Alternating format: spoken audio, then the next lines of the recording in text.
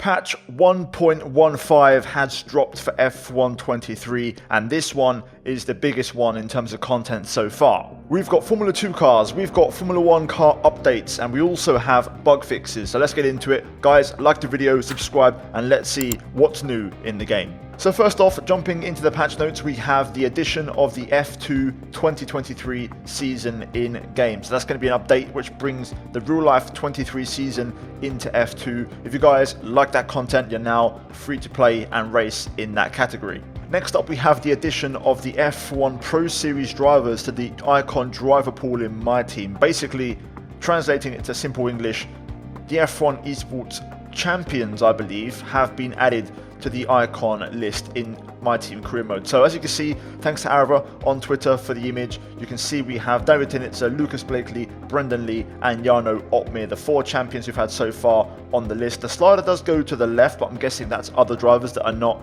F1 esports related. So that's a pretty cool touch, something I never actually thought of ever before, and having that in the game is a nice touch. One thing I'll note is that it seems like Jarno Opmeer's rating has been bugged. I'm going to guess it's probably a typo because every driver is around 62 and he's got 26, so they've probably typed that the wrong way around, but hopefully that will get a hotfix ASAP. The big one, sports update for F1 23, changes to vehicle geometry, bodywork, sponsors, colours and team attire have all been made. We'll get into that in just a little bit. Fixed an issue where the Singapore Grand Prix was incorrectly 61 laps instead of 62. Again, minor bug fix. Fixed an issue where it was possible to get speeding under safety car penalties when entering the pits with a negative delta time. Now, I haven't had this one personally, but we know about the inconsistencies with the safety car still to this day in the F1 game, so it's good to see one of the issues getting fixed. Another one you guys are going to be keen on is fixed an incorrect bump on the pit lane entry at the Circuit de Barcelona, Catalunya, potentially unsettling the car, which was a big issue. We've had some big moments in league racing, so I'm very glad we can now basically throw into the pit and drive in normally.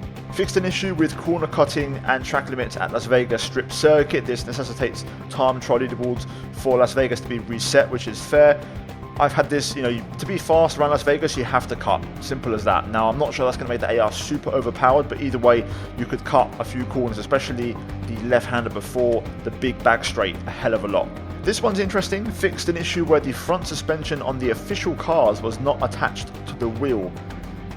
I don't fully understand what that means. If you guys have an idea or an example of what that might mean, let me know, but that sounds pretty major, but I'm not too sure exactly what that entirely means. And then some minor ones, so fixed an issue with the halo texture on the Ferrari, and then some general stability fixes and bug improvements. So yeah, the big one I want to talk about is at the very bottom, which includes me and you guys who have Thrustmaster wheels. You can see you have to install the new firmware to fix issues relating to force feedback. So go on the page, I'll leave a link down below, guys, follow the yellow here word and go to it and install the firmware required for your own wheel. I did this and I can confirm it seems to work. I've got now force feedback all the time. I used to have force feedback cut out when I used to tab out the game, but that doesn't seem to happen anymore, so that's a big fix.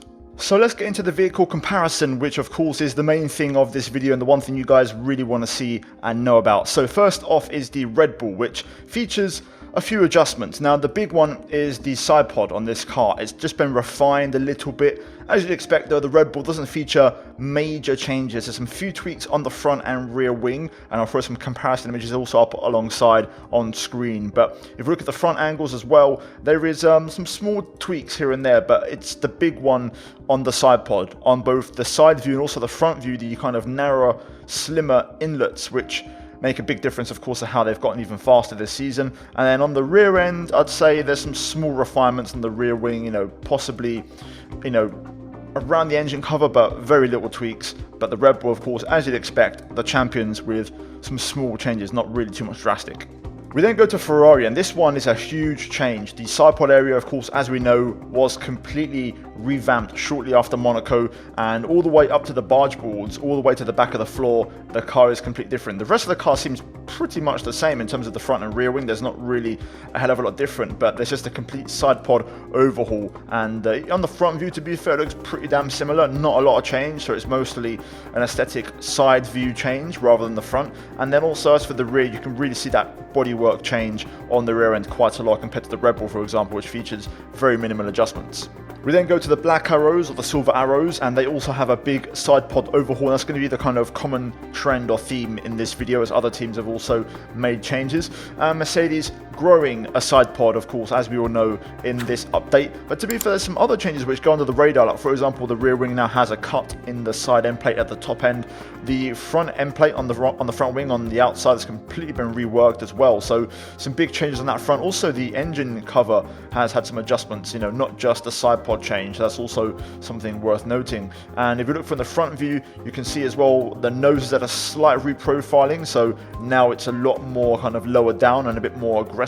And you can also see the mirrors have had some adjustments as well. So Mercedes have put the work in trying to get the car to change. We then look at the back end of the car. You can really see, you know, how they've trimmed down the bodywork. Now, because they've added side pods, they can cut down on the size of the engine cover. Also, the rear wing trim that you can see being adjusted a little bit. So Mercedes was one of the biggest changes, possibly the biggest change of this patch out of all the cars.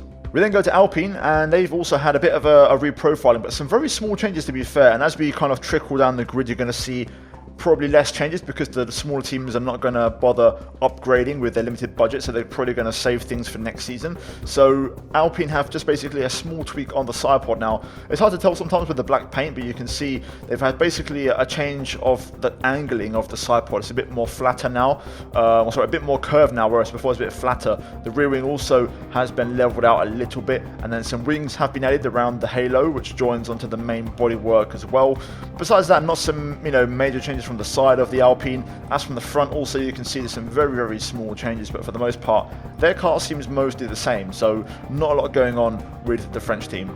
Now we go to McLaren, and this team, of course, in real life have had some big changes, and once again the big one is the side pod, a complete reprofiling. You can see it's much more smooth now, no more ridge on the cover, and also it is just generally a lot longer. It runs all the way to the back of the floor, and of course that has given them some bigger and better performance. You can also see the rear wing has been trimmed down a little bit. Also the engine cover, similar to Mercedes, has been reprofiled a little bit, so they've kind of done some bodywork changes there.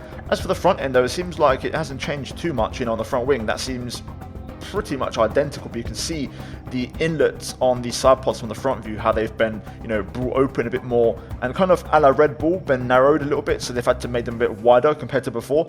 And then from the rear view, you can see also that bodywork change, whereas, you know, before it used to be really open, now it kind of dips in and is a lot more tight and, you know, aggressive and packaged a bit more aggressively as you'd expect from a top team. We then go to Alfa Romeo, my car, of course, in league racing this season so far in WOR, and also from time to time in Creator Series, and also having some pretty big changes, but not so much on the side view. You can see, if you look really closely at the lighting and the shadows, the side pod shape is exactly the same. It's just a readjustment of the paint, and also possibly the floor has been tweaked a little bit, and definitely the barge board has had the biggest change from the side view. Also the front wing outside end plates have been changed, so the actual side pod with Alfa Romeo hasn't really changed much. It's just, like I said, a bit of a readjustment on the paint and distributing it a bit differently. The barge board is the key area here, and then from the front view, this is the big change, and probably the biggest change of all the teams. The nose has been considerably extended quite a lot. You can see now compared to before how it reaches so much more further down compared to the previous version, which was a big rehaul for them. And similar to Mercedes, to be fair, you know, trying to extend the nose down to the floor to just change the drag profile of the car. But besides that, from the rear view, not a lot of change, so Alfa Romeo are pretty much making adjustments on the front end and barge boards.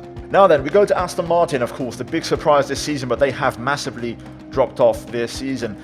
As you'd expect, and maybe because, you know, part of the reason they've flatlined is they haven't really changed their car much. You can see there's not really much of a change. If you kind of take your eye off the Valvoline change, sponsor, and the colour adjustments, there's not really a lot different. There's a slight tweak around the back end of the engine cover, but that is pretty much it. So we have to go to the front view, and you can see the front wing is pretty much the big change of this car. So there's a big swoop. Before they were a lot higher, now they're a lot flatter. So you can see there's a big like cut out on the front wing now, so they're a lot more trimmed and a lot more level. Maybe they should go back because their car was a lot better earlier on in the season. And then finally, of course, from the rear view, pretty much identical.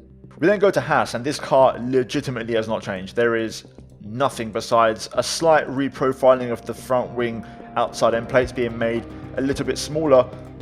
Literally nothing. The front wing has had a small reprofiling from the front view, very, very minor, and then also from the back end, there's again, some slight tweaks to the rear wing, but generally this is probably the car that has changed the least, along with Alpine. We then go to AlphaTauri, and this one is interesting. So again, a bit like Haas and Alpine, not really much of a change. There's some slight reprofiling to the barge board. The side pod's the same as stock pretty much. There's been no change besides just a paint and sponsor rearrangement. The floor has a slight tweak in it, and also the back end of the engine cover is slightly reprofiled, whereas, you know, before it went kind of flat and now it goes down. And the rear wing is the big one where it has been kind of sharpened up, trimmed up, and made a bit smaller, which is going to help them on drag. From the front end, the car is identical. They've just added a little wing to the mirrors, and pretty much that's it. And last but not least, we go to Williams, and they've had a lot of liveries, but their car, based off the game, seems to be unchanged, and to my eye, seems the one that has changed the least, actually, out of all the cars. There's a bit of a rear wing reprofiling, but the rest of the car from the side view seems exactly the same. We go to the front view, and more of the same, literally exactly the same. Nothing has changed, and you can see the rear end change a little bit from the rear view, but literally it just seems like they've just worked on the rear wing based off Codemasters updates. So there, guys, there is all the cars covered. So hopefully you enjoyed it. That was the overview of the patch. I try to keep it brief and to the point and not drag this video on too much, and just kind of rattle through the important things you guys are going to want to care about.